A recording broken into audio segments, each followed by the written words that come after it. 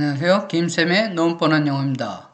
이번 강의는 21년 9월 고3 모의고사 23번 다음 글의 주제로 가장 적절한 것.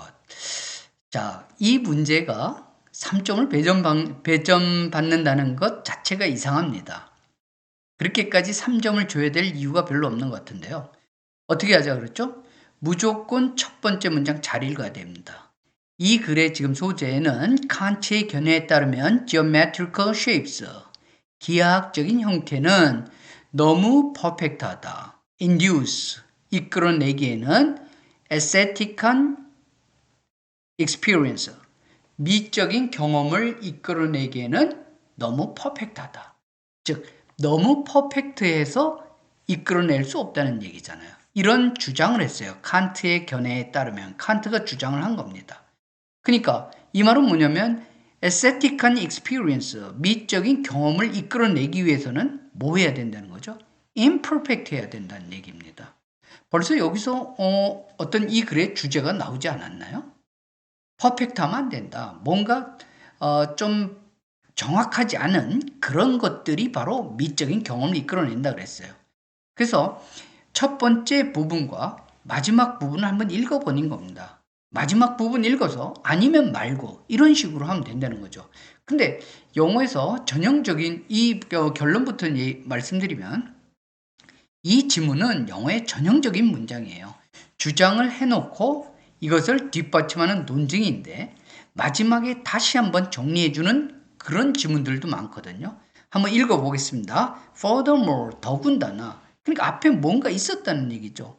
추가적으로 더군다나 part of the pleasure. 이게 바로 뭐예요?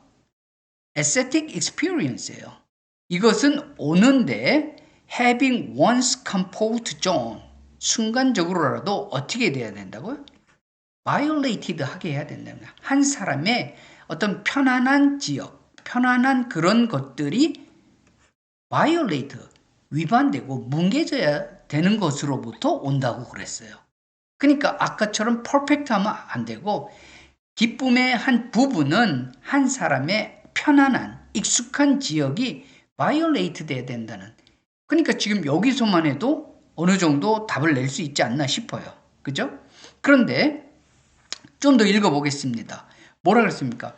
이해 잘 되는 거, 그리고 부정어, 이런 것만 좀 읽어보자 그랬잖아요. 여기 보겠습니다. They do not give rise to emotion. give rise to는 뭐뭇을 이끌어내다. give birth to나 비슷한 뜻이죠. 그들은 emotion을 이끌어내지 못한다. emotion이란 말이 비슷한 말이 뭐예요? aesthetic experience예요. 맨 끝에 pleasure죠. 그런 기하학적인 여기서 they는 뭘까요? geometrical shapes가 emotion을 이끌어내. 여기 부분 굳이 읽을 필요 없잖아요. 첫 문장 이해했으면. 또 보세요. forms and phenomena on the contrary. 여기를 읽었어야죠. 반대로 forms나 phenomenon인데 that do not appear constrained. 뭡니까? constraint 되어 보이지 않는 것이 stimulate the human imagination 한다. constraint이 되지 않아야 된다. 뭡니까? 5번에 있죠. aesthetic pleasure. 다른 말로 하면 experience는 오는데 things는 things인데 unconstrained 된, violated 된 또는 여기 나오죠. They do not appear constrained 된 것들이 바로 인간의 상상력을 뭡니까? 인간의 상상력, aesthetic experience죠. pleasure죠. 이게 다 같은 말이에요. 그러니까 이런 문단을 보면 첫 번째와 마지막 문장만 읽어도 답이 해결이 되는 이런 글이거든요. 근데 이런 걸 어떻게 3점을 줬을까?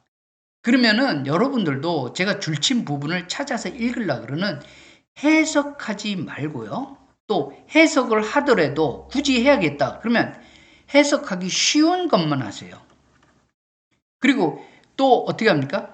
이런 쉬운 것조차도 해석하려고 하지 말고 수능 지문은 어떻게 한다고요? 고르기를 하라고요. 중요한 단어나 phrase를 저처럼. 자, 그러면 다른 예문을 보겠습니다. 마찬가지로 9월 고3 모고 32번 빈칸입니다. 자, even as mundane, 여기 mundane이라는 단어가 나왔는데 세속적인 보통의 이런 뜻입니다. 심지어 mundane a behavior as watching TV예요. TV를 보는 것만큼 평범한 행동이 방법이 된답니다. 누구에게요?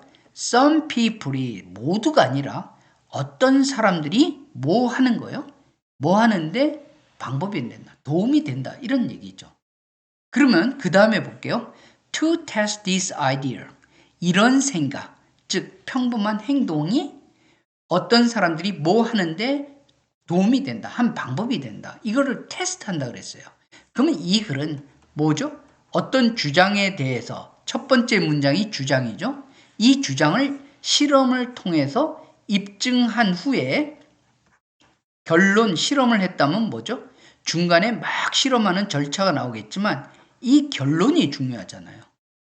그러면 대충 결론이 나오는 게 뭡니까? suggest, conclude, according to research 이런 말이 나오게 돼 있어요.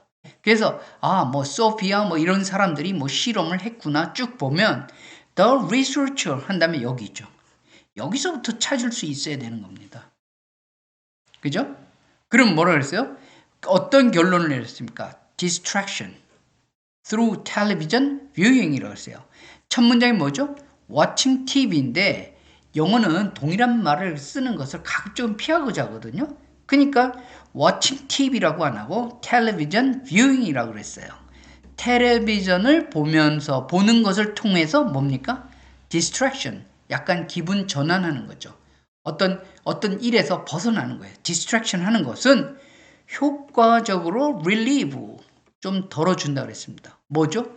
discomfort. 뭐와 관련된 겁니까? painful failures. 여기까지 읽고 over 했는데 이런 거 다 안 읽어도 어떤 고통스러운 실패와 관련된 그 불편함을 덜어준다 그랬습니다. 뭐가요? distraction이죠. 뭘 통해서요? 텔레비전 뷰잉을 통해서. 텔레비전을 보면서. 그러니까 이 글이 바로 뭡니까? 이 문장의 주제 문장이 되는 거죠. 그러니까 가장 중요한 건 뭔가 어떤 사람들이 뭐 하는데 방법이 된다는 얘기예요. 여기서 보면 escape. 그죠? painful self-awareness through distraction.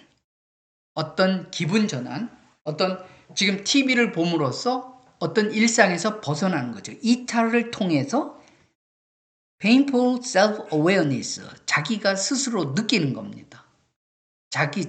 고통스러운 어떤 자각 증상에서 달아나는 건데 뭘 통해서요? TV를 봄으로써 그렇게 할 수 있다는 얘기죠. 지금 여기 보세요. 실험의 결과보다는 여기는 과정이죠. 또는 절차 같은 얘기를 하고 있잖아요. 그럼 반드시 뭐가 있어야 돼? 결론이 중요하잖아요. 그럼 결론이라고 내리는 말들은 conclude, suggest, 이런 maintain, argue 이런 말들이 오게 돼 있어요. 이런 단어를 찾을 수 있어야죠. 이 글도 어떻습니까? 아주 잘 쓴 글이죠. 주제 문장 돼 있고 테스트해보고 마지막에 결론으로 내려주고요. 그러니까 이런 지문은 영어 지문은 사실 우리말의 지문보다 어떻게 보면 굉장히 논리적이에요. 얘네들은 왜 그러냐면 우리가 문장을 보더라도 주어 동사가 문장에서 중요한 부분이잖아요. 이거를 우리말과 달리 어떻게 합니까?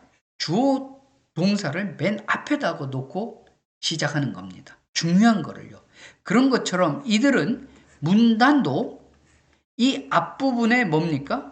주제 문장을 쓰는 것을 전형적인 아주 굉장히 지향하는 그런 라이팅 패턴을 갖고 있거든요. 그래서 미국의 대학생들도 여전히 글을 쓸 때 주제 문장을 맨 앞에 쓰는 이 두 알씩을 쓰라고 권고를 받고 있는 그런 현실이에요. 그리고 마지막에 한번 다시 정리해주고 중간은 뭐죠? For example 해서 구체적인 예를 통해서 topic sentence, topic을 입증하는 이런 방법을 취하는 게 영어거든요.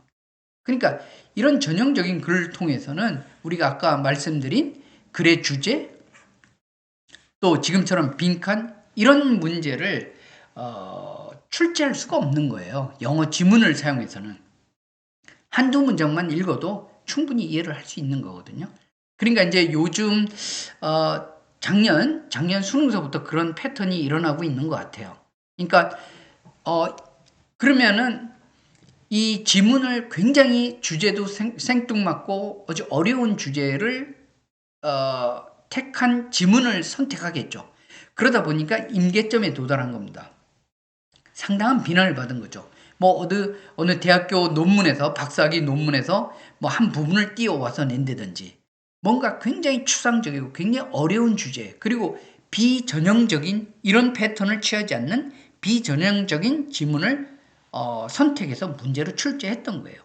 근데 그러다 보면 지문이 계속 어려워지니까 거기에 대한 비난을 피하려고 이제는 어떻게 하냐면 이 선지를 어렵게 만드는 겁니다. 굉장히 위험하죠. 잘못하면 복수 답이 나올 수 있어서 소송도 걸릴 수 있지만 이 이제 지문을 어렵게 만드는 거는 어떤 한계에 도달한 것 같아요. 그래서 지난 수능에 33번 문제가 대표적인 경우죠. 지문 내용은 별로 어렵지 않았어요. 빈칸이. 근데 선지가 굉장히 아리송해서 학생들이 시간 많이 투자하고 그러고 또 틀리기도 하고 이제 그런 추세로 갈 겁니다. 요번 수능 특강 25학년 그 수능 대비 연계 교재를 보니까 수능 특강 영어를 보면 저는 그런 걸 느끼겠더라고요. 아, 지문은 별로 어렵지 않구나. 근데 선지 특히 23번, 24번 주제 제목 찾기 이런 영어 선지를 어렵게 하는 경향이 있거든요. 그러니까 여러분들이 독해 실력도 키워야 되고요. 추론할 수 있는 능력도 키워야 됩니다. 단지 지문 자체는 별로 어렵지 않다. 그런 느낌을 많이 받았습니다. 여러분들 이런 영어 지문 수능 객관식이잖아요. 이거 갖고 절대 해석하려고 하지 마세요. 아는 것만 푸세요. 아는 문장 해석하고 중요한 문장 고르기. 이 두 가지 작전을 잘 활용한다면 뭐 일단 많이 맞으면 되잖아요. 수능 자체가 뭐 그렇게 대단한 거 아니에요. 객관식이고. 어떻게 한 사람의 영어 능력을 45개, 그것도 듣기 빼면 28개, 그런 객관식 지문으로 한 사람의 영어 실력을 평가하고 40만 명이 넘는 사람들을 등급을 매기냐고요. 저는 그 원천적으로, 태생적으로 이 수능에 어쩔 수 없지만 문제점이 있다고 봐요. 그래서 어떤 식으로든 개선되지 않는다면 이런 상태의 수능은 그냥 감으로 푸는 수밖에 없는. 그래서 어떤 유튜버가 그러더라고요. 아주 굉장히 제가 실감한 문장인지 영어는 망해도 2등급이다. 어떻게 이런 문제점을 개선하려고 생각해낸 방법이 상대평가가 아니라 절대평가다 보니까 80점만 맞으면 2등급이에요. 그러니까 망해도 2등급이다. 80점만 맞으면 된다는 생각을 하는 거죠. 그래서 참 이렇게까지 수능에 어떤 문제점이 노출되고 있는데 좀 더 심도 깊게 연구해서 어떤 식으로든 개선해야 되지 않을까 싶어서 제가 이런 지문들을 했습니다. 물론 이런 지문 말고 다른 것도 있어요. 다른 어렵고 비논리적이고 좀 더 생각해야 되는 문제도 있는데 그거 20점 틀리면 80점이잖아요. 그럼 2등급이면 1등급하고 2등급하고 별 차이도 없어요. 그러니까 마음 편히 먹고 여러분들이 영어 단어 좀 꾸준히 외워주고 매일 3개씩 영어 지문 읽어준다면 11월에 있을 수능에서 기본 80점에서부터 시작할 수 있습니다. 힘내시고요. 어렵지 않습니다. 해석하려고 하니까 어렵지. 중요한 거 고르려고 하면 부담이 확 줄어듭니다. 문장 해석하기 어려운 거 있으면 저한테 댓글 남겨주세요. 제가 답변해 드리겠습니다. 그리고 구독과 좋아요로 많이 응원해 주시기 바랍니다. 감사합니다.